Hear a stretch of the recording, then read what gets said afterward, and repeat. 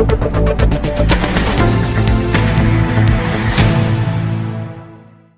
Vindhya times में आपका स्वागत है। मध्य प्रदेश में विधानसभा चुनाव है और चुनाव के ठीक पहले विंध्य क्षेत्र में रीवा में जिस तरह के राजनीतिक घटनाक्रम हुए उसने सबको चौंकाया भी है।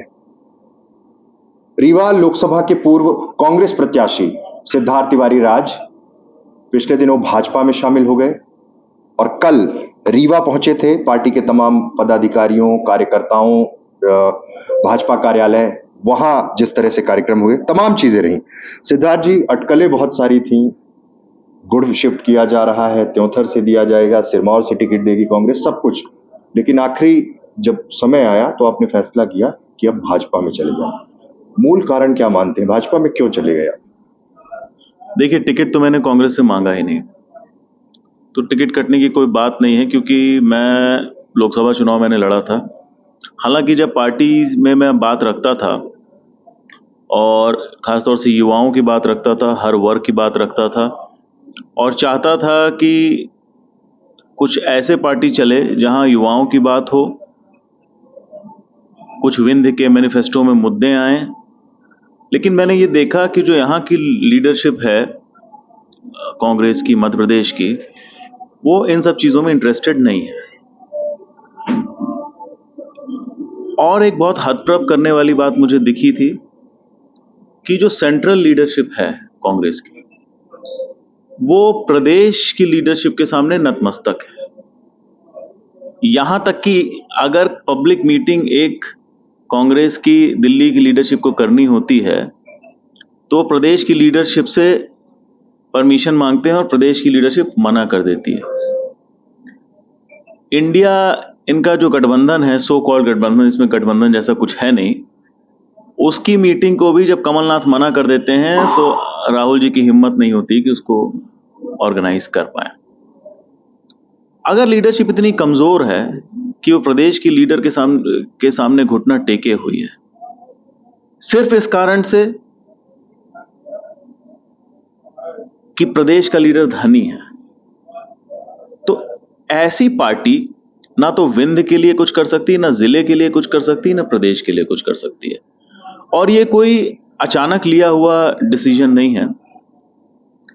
विगत 2 वर्षों से आप जानते हैं कि मेरी लीडरशिप से पट नहीं रही थी। मैं कोई बात कहता था, वो सिर्फ दलालों और सामंतों की बात सुनते थे, उनको इसी तरह की बात लोग पसंद थे। खासतौर से विंध्य में अगर आप देखें तो कांग्रेस पार्टी आज सामंतों की और दलालों की गुलाम हो चुकी है। इस पार्टी में कोई भी देशभक्त युवा, कोई भी सनातनी युवा, कोई भी विंध्य के विकास की इच्छा रखने वाला, आत्मसम्मान वाला युवा कांग्रेस पार्टी में नहीं रह सकता है। सिद्धार्थ जी, एक बड़ा सवाल ये है कि स्वर्गीय श्रीयुत श्रीनिवास तिवारी भारतीय राजनीति का मध्य प्रदेश, देश, विंध्य एक मजबूत स्तंभ। कांग्रेस पार्टी को उन्होंने बहुत कुछ दिया है। उन्होंने कभी इस चीज के बारे में नहीं सोचा, जबकि इसी अमैया में 25,000 30,000 लोग खड़े हुए कि वो दौर था 85 का कि आप पार्टी छोड़ दीजिए। उन्होंने कहा नहीं, मैं कांग्रेस में रह के सारी चीज करूंगा। तो सिद्धार्थ तिवारी फिर क्यों ऐसा सोच गए? मेरे बाबा ने कांग्रेस पार्टी ज्वाइन की थी 1971 के वॉर के बाद, जिसको भारत ने जीता था। उस समय की लीडरशिप से प्रभावित होकर के, चूंकि वो स्वतंत्रता संग्राम से भी जुड़े हुए थे, उनको ऐसा लगा कि अगर किसी देशभक्त को जुड़ना चाहिए तो उस समय कांग्रेस पार्टी से जुड़ना चाहिए। परंतु 1972 और 2023 की कांग्रेस पार्टी में जमीन आसमान का अंतर है। पहले बात तो ये, वो कांग्रेस पार्टी ही नहीं है। कोई भी आप यहां पर बात रखें, लीडरशिप सुनने को तैयार नहीं है। मैंने अपने बाबा से और अपने पिता से एक चीज सीखी है कि जहां सम्मान ना हो वहां रहना नहीं है।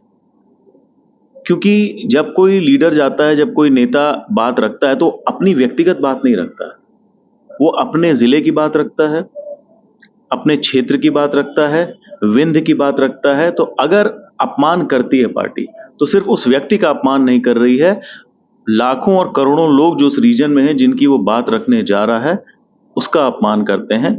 मैंने अपने परिवार में सम्मान की लड़ाई के लिए हमेशा लड़ना सीखा है। जहां आत्मसम्मान ना हो वहां नहीं रहना चाहिए, मैंने अपने बाबा से ही सीखा है। चूंकि आपने इतिहास की बात की, आप अच्छे से जानते हैं कि 1980 के दशक में सामंतों से लड़ाई होने के कारण, चूंकि विंध्य प्रदेश की ठीक से वहां पर बात नहीं रखी जाती थी, उस समय के तत्कालीन मुख्यमंत्री जी से मतभेद होने के कारण उन्होंने स्वास्थ्य मंत्री से भी इस्तीफा दिया था। तो अगर सम्मान की बात आएगी तो सम्मान की लड़ाई होगी। मतभेद मतलब अर्जुन सिंह का उस समय का मसला।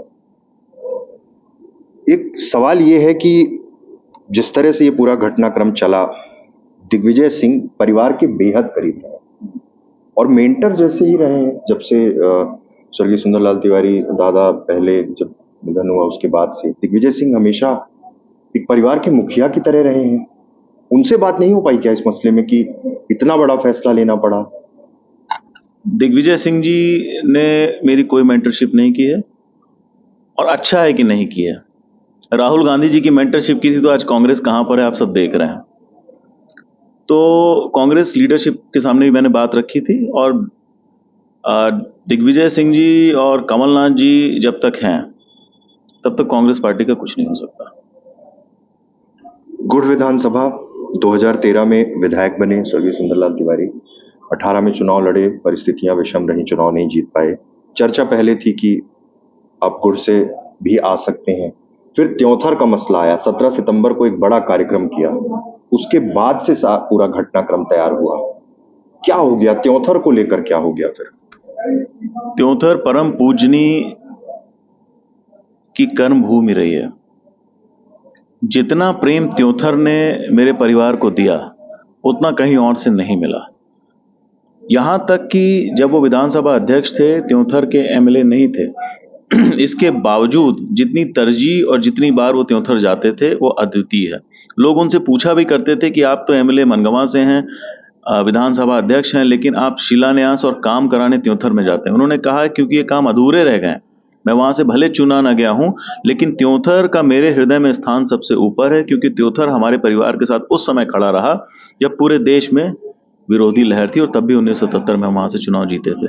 तो त्योंथर में मैंने इसलिए प्रोग्राम किया था क्योंकि परम पूजनी का प्रोग्राम त्योंथर में पहले कभी नहीं हुआ था। मांग आई थी, कार्य क्षेत्र उनका रहा है, तो लोगों से, वहां जनता से मांग आई थी कि यहीं पर उनका कार्यक्रम होना चाहिए, इसलिए हम लोगों ने वहां पर एक बहुत बड़ा बृहद कार्यक्रम, जिसमें आप उपस्थित थे, आपने देखा, किया।